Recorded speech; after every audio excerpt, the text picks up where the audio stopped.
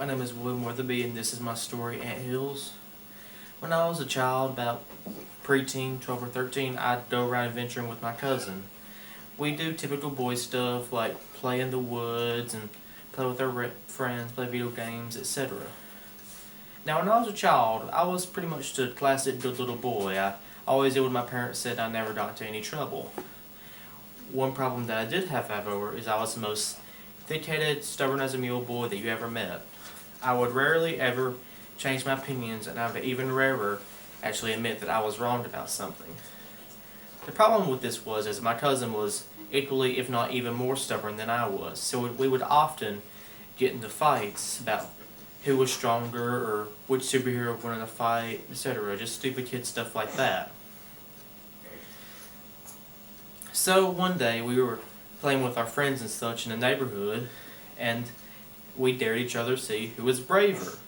Now, I thought that I was braver since I was stronger and such, but he had a different opinion. So he came up with the idea of God knows where, that we both stood our hands in ant hills, and the first person who pulls out was the loser. So I was getting kind of fearful. I didn't really want to do this, but I know he was pressing on to me saying I was a coward and such, so we ended up doing it. We went to one of our friends' house, backyard, found the biggest anthill we could, and we both agreed each other there, and I stuck my hand into it. At first, nothing happened, and then the most excruciating pain that I ever felt before happened.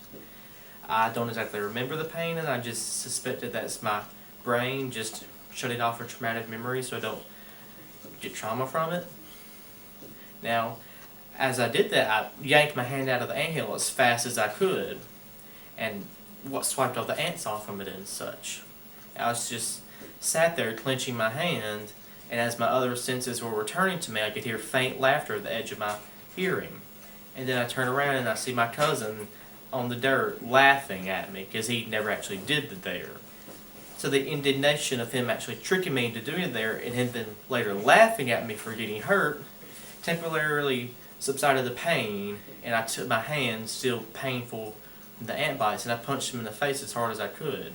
He apparently was knocked out because the sudden shock from my punch must have knocked him out.